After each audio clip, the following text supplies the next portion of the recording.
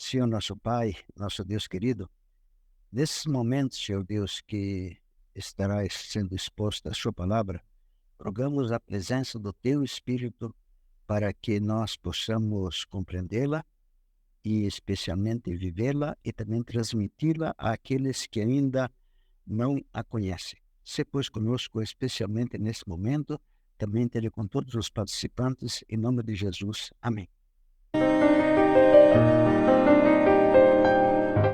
Muito bem. Hoje, então, segundo está no programa, nós iremos, então, tratar a respeito da divina família de Deus. Em outras palavras, seria isso. Como é que o trio celestial multiplicou o número dos seus componentes? E isto, entender, é um assunto que é extremamente delicado, mas, ao mesmo tempo, ele é cheio de alegria para cada um de nós. Ellen White escreveu essas palavras aí extremamente interessantes. Quando quisermos um profundo problema para estudar, fixemos as nossas mentes sobre o mais maravilhoso fato que teve lugar na terra ou no céu, a encarnação do Filho de Deus. Isso, entendeu? Ellen White então escreveu, e de fato a encarnação ela vai ser o estudo que nós vamos poder sermos assistidos por Cristo Jesus durante toda a eternidade, porque tem muitos mistérios e muitas revelações e muitas verdades cruciais que ainda a nossa mente hoje não é capaz de abarcar. Então, nós iniciamos com o estudo Está em Cristo. Então, nós vimos que tanto Adão quanto Jesus Cristo formaram unidades corporativas com toda a humanidade. Em outras palavras, todos os humanos estavam em Adão. E por isso que nós nascemos agora com as nossas tendências ao mal, a tendência a praticar o mal. E também todos os humanos estavam objetivamente em Cristo. Ainda que os que aceitam a Jesus como seu Salvador, agora não estão apenas objetivamente, mas também subjetivamente, porque eles tiveram, então, a aceitação de Jesus como o seu Salvador. Bom, então, no ventre de Maria, em Jesus, uniram-se a natureza divina com a natureza humana pecaminosa. Isso aí, o que é que aconteceu? Né? Nós estávamos naquela natureza humana de Jesus e assim nós fomos unidos à divindade. E este tipo de informação devia encher o nosso coração de alegria, e esse entende, vai ser o tema que nós vamos desenvolver agora nos minutos que se seguem. Nós passamos dessa forma a possuir duas naturezas, a natureza humana e a natureza divina, e no ventre de Maria, então, foi criado uma nova raça em todo o universo. Por isso que Jesus Cristo disse, vai ter e dize a meus irmãos. E nós sabemos que Jesus Cristo tinha a natureza humana e tinha também a natureza divina. Nós só podemos ser irmãos dele se também participamos das duas naturezas. O apóstolo João, ele escreveu assim, vede quão grande amor nos tem concedido o Pai, ao ponto de sermos chamados filhos de Deus. E de fato somos filhos de Deus, amados. Agora somos filhos de Deus. Agora presta atenção. Ó. E ainda não se manifestou o que haveremos de ser. Saberemos que quando ele se manifestar, seremos semelhantes a eles, porque haveremos de vê-lo como ele é. Então, este é um reconhecimento da parte do apóstolo João, de que ele compreendia perfeitamente que ele também estava em Cristo e que também era ele também participante tanto da natureza humana como da natureza divina. Nós lembramos aqui, trouxemos aquela figura ilustrativa do Pintagol. O Pintagol que, na verdade, quando se dá a realidade do Evangelho, o Pintagol, então, ele passa a ter muitos irmãos. Então, nós ilustramos assim, dessa forma, a realidade do que significa a expansão do Evangelho. O Jesus Cristo, com duas naturezas, e ele pôde, então, fazer com que todos os seres humanos também participassem da natureza divina. Então, encheu a tela de seres que também têm duas naturezas, a natureza humana e também a natureza divina. O que Jesus Cristo tem a dizer a esse respeito? Isso devia ser uma pergunta que nós devemos sempre ter em nossa mente. Temos isso no livro de Mateus, capítulo 22, a parábola das bodas. Então diz, houve um rei que celebrou as bodas de seu filho. E nós, então, temos ali que ter consciência bem clara do que significa esse casamento, essas bodas. Nós sabemos que Jesus Cristo não casou, e também nós sabemos que nessa parábola a igreja não é a esposa, nem a noiva.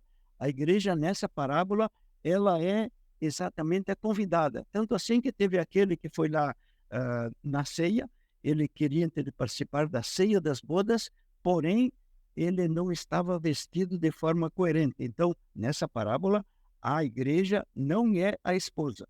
Então, o que significa, então, este casamento, essas bodas ou essas união que Jesus Cristo se referiu? Ellen White define bem claro, entende, para não deixar dúvida para nenhum de nós. Na página 307 do Parábola de Jesus, diz, pelas bodas é representada a união da humanidade com a divindade. Isto aí, logicamente, que aconteceu no ventre de Maria. E depois, então, nós temos também a respeito da roupa. O que significa essa roupa do casamento? Ou seja, essa roupa que é fruto da união da natureza humana com a natureza divina. Depois, então, logicamente, é aquilo que Jesus Cristo veio fazer.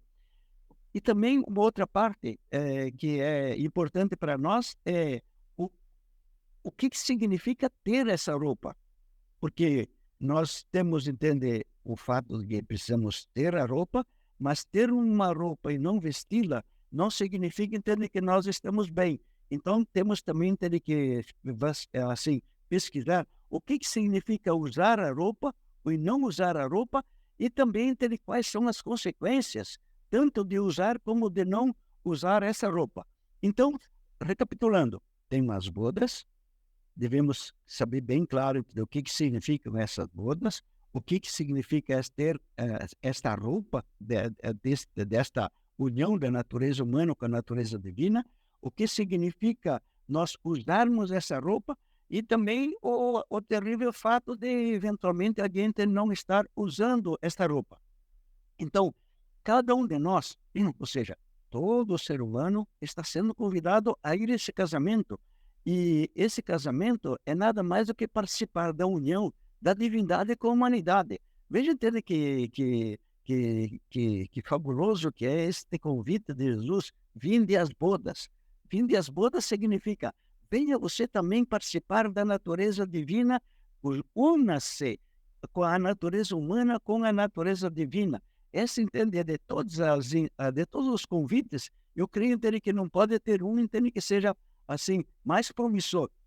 Ou seja, da união da natureza humana com a natureza divina e a nossa natureza humana pecaminosa, e assim Deus Pai está nos convidando a participarmos da união da divindade com a humanidade tendente ao mal. Lógico que nós devemos dizer sim, um convite assim tão interessante, principalmente a partir da hora que nós compreendemos bem o que ele significa. Então, a roupa de casamento, o traje das bodas ou a veste nupcial representa exatamente a justiça de Cristo, isto é, tudo aquilo que ele, sendo nós, fez por nós. O que é que ele de fato fez? Ele nos uniu à divindade.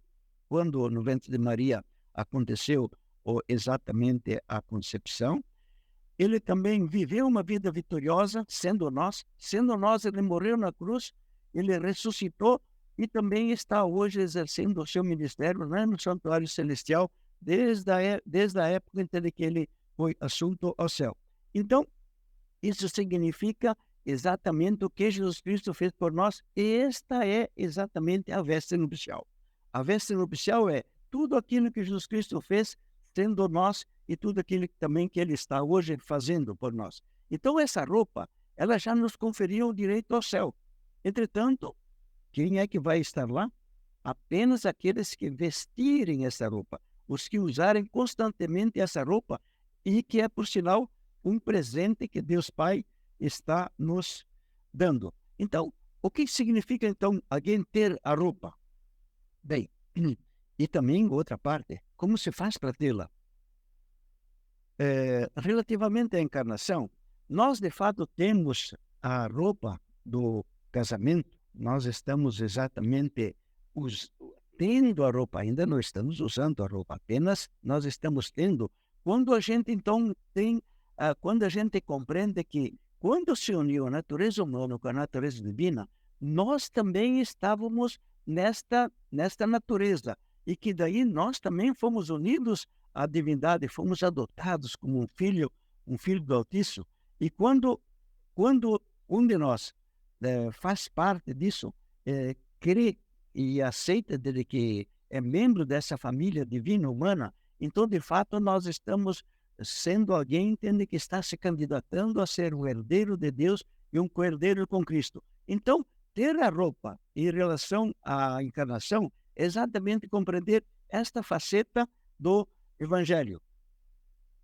Agora, com relação à vida vitoriosa de Cristo, nós, de fato, estamos tendo esta parte da roupa, a veste nupcial, quando nós sabemos que nós estamos em Cristo Jesus, e quando nós estávamos em Cristo Jesus, ele viveu sendo nós, então nós também vivemos e é aquela vida perfeita que era esperada pelos céus.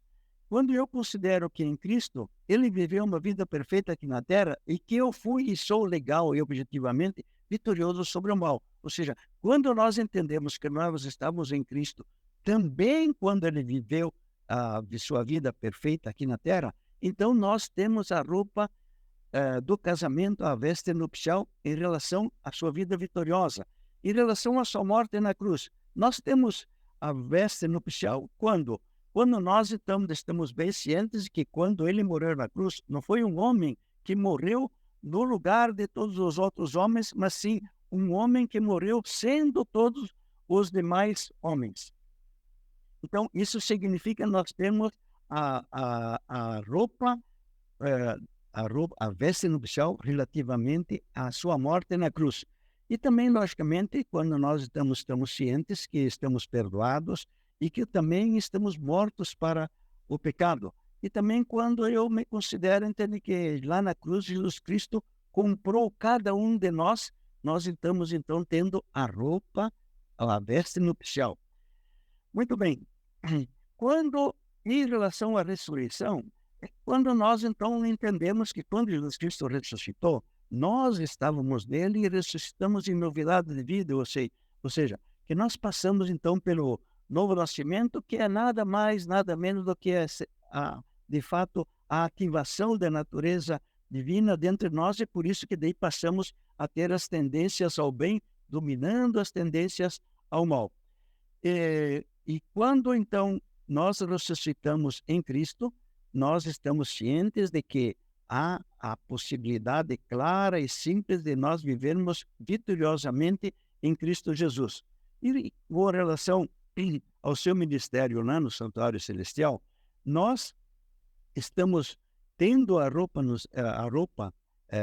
do casamento, ou a veste nupcial, quando eu estou ciente de que quando Jesus Cristo está sentado lá no trono de Deus, nós estamos em Cristo, da mesma forma como fala o livro de Efésios, de que legal e objetivamente nós estamos nele também enquanto ele está agora exercendo a sua função lá no trono de Deus. E também que eu devo permitir que ele me torne pela fé vitorioso sobre o próprio ego. Muito bem, então nós temos essa realidade assim. O que significa usar a veste nupcial e como é que isso se realiza? Porque uma coisa é ter uma roupa e outra coisa bem distinta é nós vestirmos esta roupa. Como se percebe, então, ter a roupa está situado ainda apenas dentro da área da teoria do Evangelho. Agora, quando então nós bem sabemos que, sim, isso é uma realidade em que apenas a teoria, entende? Ela não tem nenhum tipo de proveito. O proveito vem exatamente quando nós temos a prática. Então, ter a roupa é importantíssimo, obviamente. São as informações que nós trazemos para a nossa mente quando nós lemos e quando nós pesquisamos a respeito do Evangelho. Agora, o que é decisivo mesmo é nós vestirmos esta roupa, nós estarmos sempre usando a roupa. Então, ter a roupa do casamento, a veste nupcial, é exatamente sinônimo de estar em Cristo. Lembram de João 15, 7, onde diz: se vós permanecerdes em mim, as minhas palavras permanecerem em vós. Então, ter a roupa nupcial é exatamente nós estarmos, e que é sinônimo de nós estarmos em Cristo, ou seja, nós estamos em Cristo quando nós estamos conscientes e temos a informação de que aquelas 5 áreas da vida dele, nós estamos participando delas. Então, é de ter fé naquilo que ele fez por nós. Agora, usar a veste nupcial é sinônimo de ele estar em nós. Então, percebe, entende que ter a veste nupcial e usar a veste nupcial exatamente é o sinônimo de se vós permanecerdes em mim e as minhas palavras permanecerem em vós. Então, nós usar a roupa é exatamente sinônimo de Jesus Cristo se revelar em mim, do jeito como o apóstolo escreveu em Gálatas 1,16, ele diz: aprove ao Pai a revelar seu Filho em mim. Isso significa, então, usar a veste nupcial, ou dele vir viver a sua vida perfeita em nós, entre a gente ser enjesuizado, que é exatamente o oposto de sermos endemoniados. E nós sabemos que num preciso momento, nós podemos ser uma ou outra coisa e não existe ponto morto. E nós estamos a toda hora sendo um ou outro. Nós estamos sob o domínio de Jesus ou sob o domínio do inimigo de Jesus. Então, vestir a veste nupcial é vestir-se de Cristo, da mesma forma como no livro de Romanos também ele fala, estar vestido com aquele linho finíssimo, puro, resplandecente, que nós lemos no livro de Apocalipse 19, 8. É estar trajado com a justiça de Cristo. Em outras palavras, é o Gálatas 2,20. Viva não mais eu, mas Cristo vive em mim. Então, agora, o que é que nós então temos então aí de coisa de pensamento? O pensamento que nós temos é o seguinte: você lembra que tinha aquelas virgens loucas que elas se apresentaram sem azeite? Exatamente o que é que elas estavam, entendeu? Elas estavam sem a veste nupcial. Elas não estavam permitindo que Jesus Cristo vivesse a vida dele nelas. E então, exatamente, de novo, entendeu como? Como faz para que Jesus Cristo venha viver a sua vida em nós? E nós vamos então tratar disso na nossa próxima reunião. Então, para estar vestido, isto é extremamente importante. Para estar vestido, a ajuda de quem é que de fato é necessária? Exatamente do Espírito Santo. Sem o Espírito Santo, aquela veste que nós conhecemos, ela de forma nenhuma poderia ser efetiva em nós. O livro de Isaías diz bem claro: sobremaneira me regozijarei em Yahvé, porque ele me vestiu de vestes de salvação, cobriu-me com o manto da sua justiça. E como é que ele faz isso? Exatamente através da ação do Espírito Santo, porque se não fosse através do Espírito Santo, nenhuma oração sairia da nossa mente, e se não fosse o Espírito Santo, nenhuma palavra nós teríamos para enfrentar Satanás na hora que ele vem nos tentar. Nós somos completamente incapazes, por nós mesmos, de nos manter vestidos. Nós somos totalmente incapazes de trazer à memória aquela palavra que vai nos dar a vitória. Para isso nós necessitamos do Espírito Santo, e graças a Deus, pela sua bondade, nós sabemos que ele tem todo o interesse a todo instante em nos favorecer e nos ajudar. Muito bem.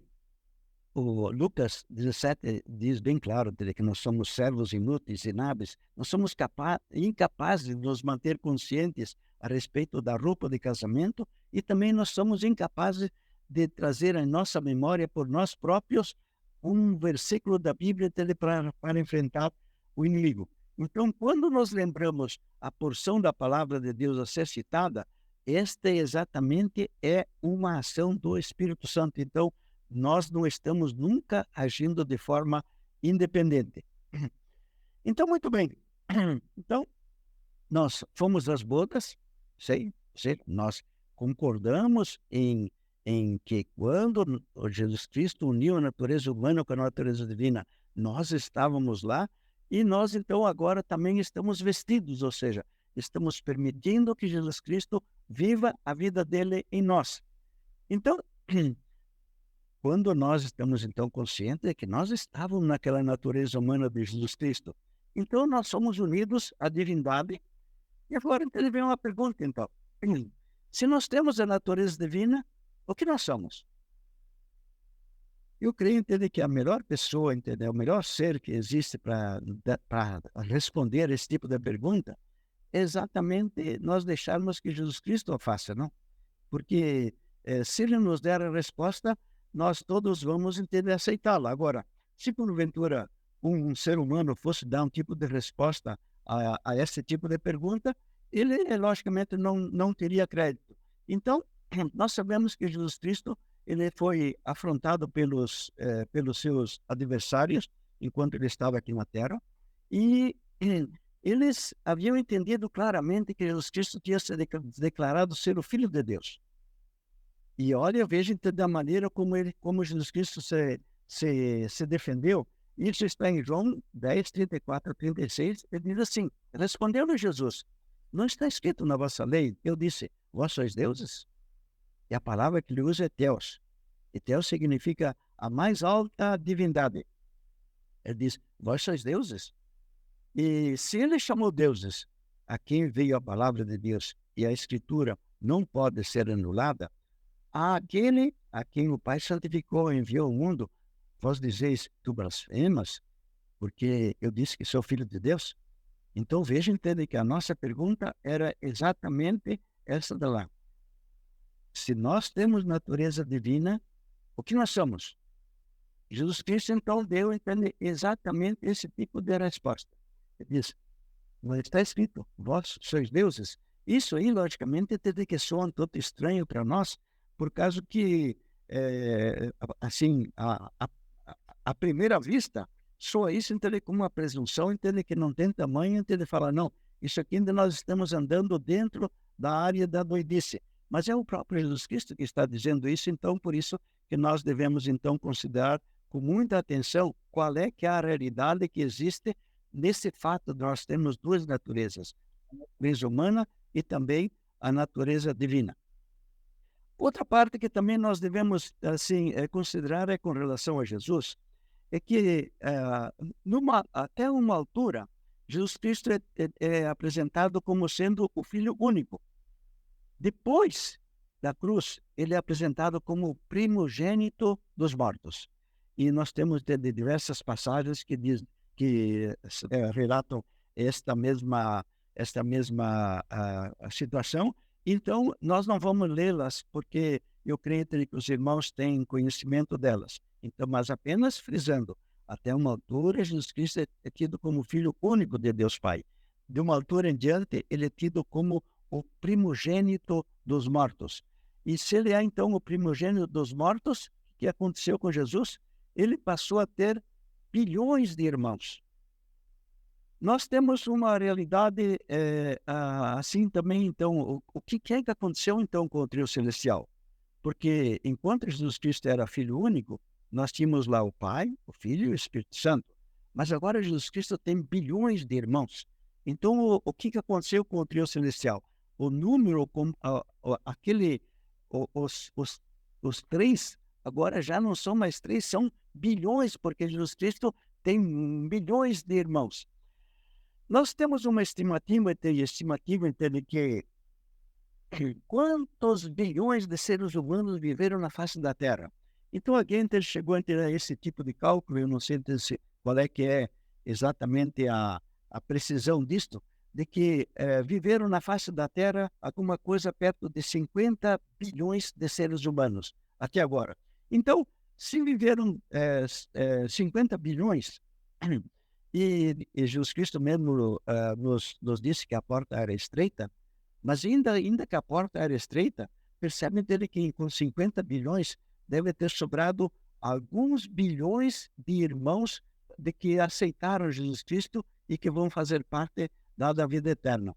Assim, então, entende que nós temos exatamente esta realidade ali, entende que os irmãos de Jesus agora se tornaram múltiplos, entende, porque nós somos agora em bilhões.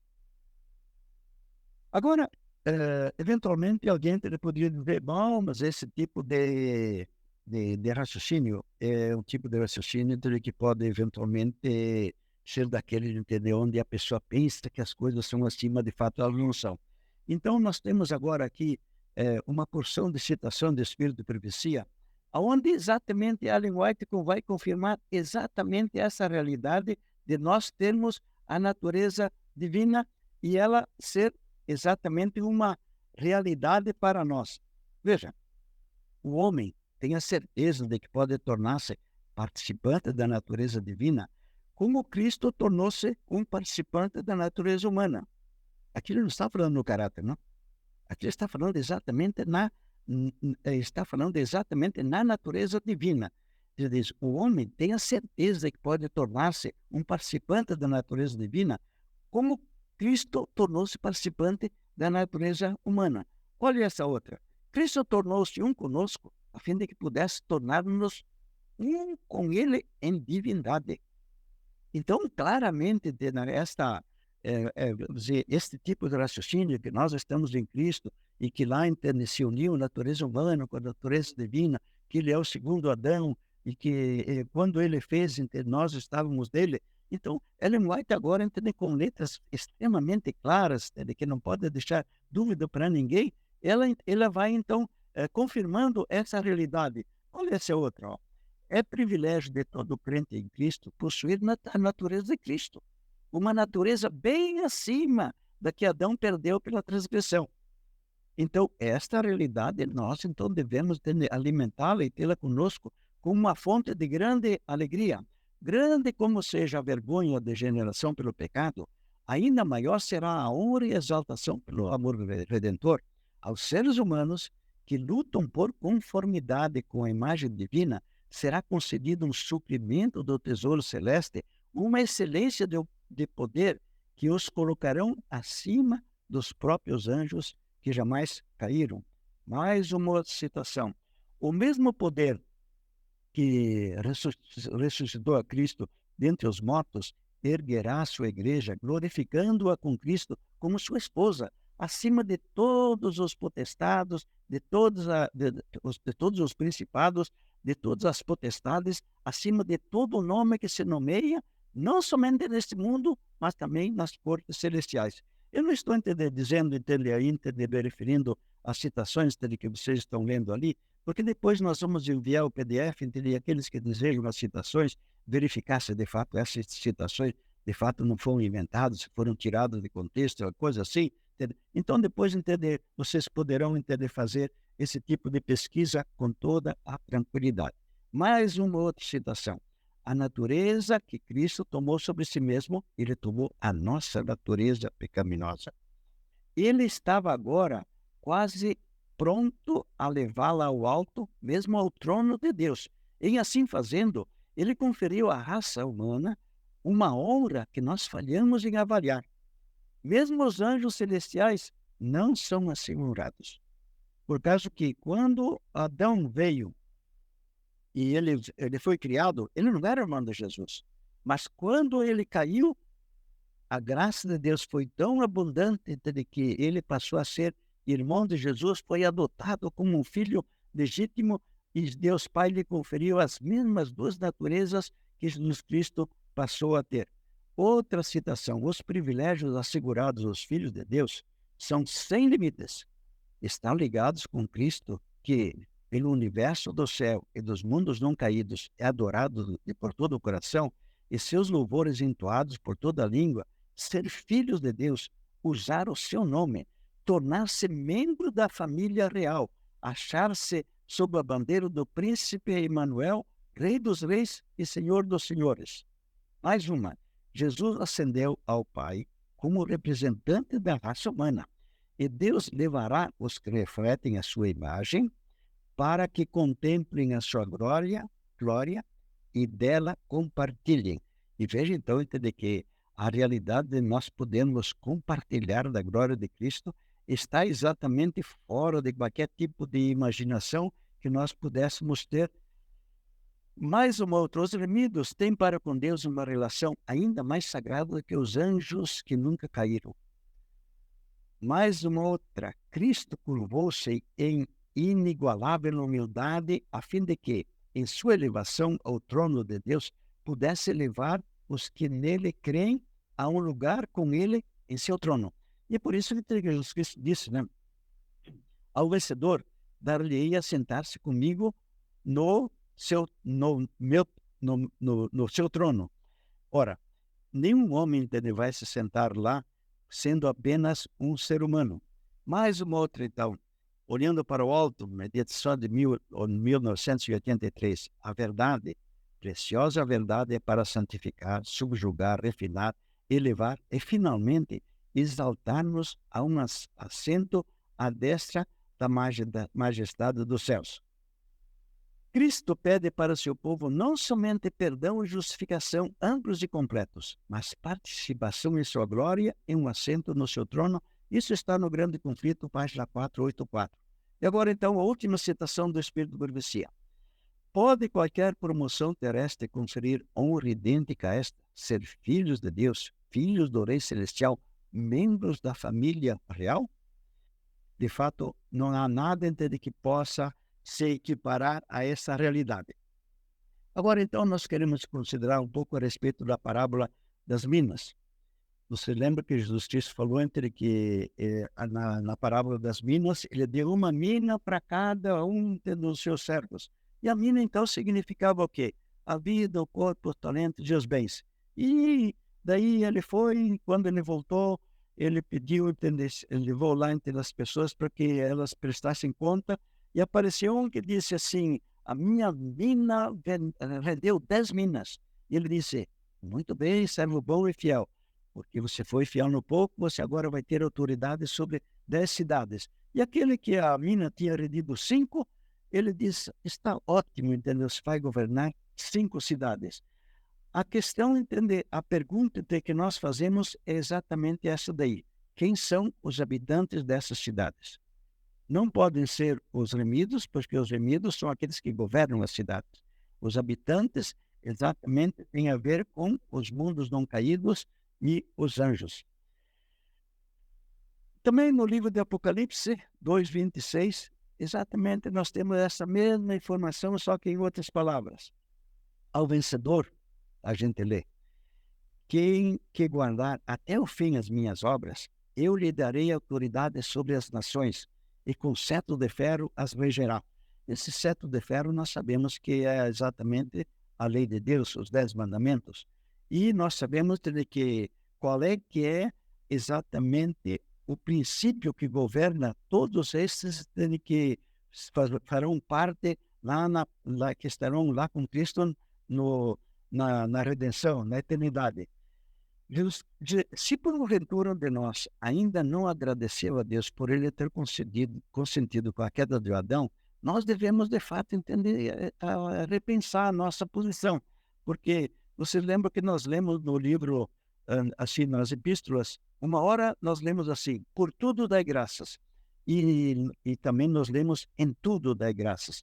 Então, de fato, quando nós passamos a compreender a realidade do que possibilitou a partir da hora que Deus consentiu que o Adão caísse, que tipo de maravilha que se abriu para a raça humana, nós de fato devemos agradecer a Deus. Porém, o que é que os remidos vão fazer com a autoridade que Deus vai lhes dar? Exatamente aquilo que Jesus Cristo disse no livro de Marcos 10:45. O próprio Filho do Homem não veio para ser servido, mas para servir. Assim, então, que quando nós compreendemos essa realidade do João 10:34, o nosso coração se enche de alegria, porque de todas as informações que a Bíblia tem, nós não vamos ter um momento de que, para a raça humana, seja assim, que tenha maiores perspectivas. Sentir ser manifestada em cada um de nós a natureza divina, esse tipo de experiência está além de qualquer tipo de imaginação que nós podemos ter.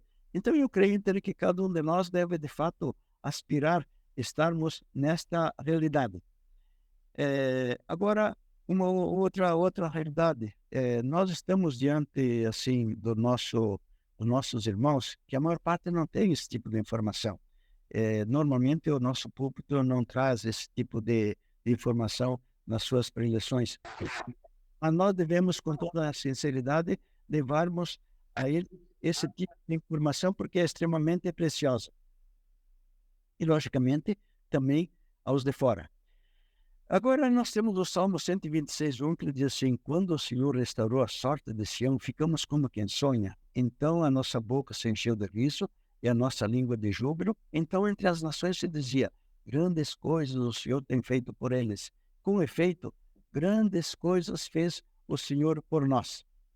E, finalmente, como está escrito: nem os olhos viram, nem os ouvidos ouviram, nem jamais penetrou no coração humano o que Deus tem preparado para aqueles que o amam.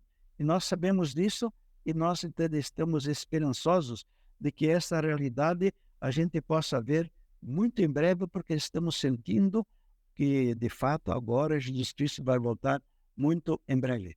Então, essa é a realidade e nós esperamos entender que cada um de nós cultive dentro da sua consciência, dentro da sua mente, essa bendita realidade. Antes de Adão, nós tínhamos 3 formando o risco inicial. Hoje nós temos bilhões e nós agradecemos a Deus por isso. Então, esta era a nossa informação que nós tínhamos para hoje a respeito da família de Deus, a divina família de Deus, o que aconteceu com essa família e o que ainda está acontecendo, porque o número dessa família vai crescendo a cada dia. Amém? Então, eu vou fazer então a oração final. Nosso Pai, nosso Deus querido, nós estamos diante de um tema tão interessante para nós.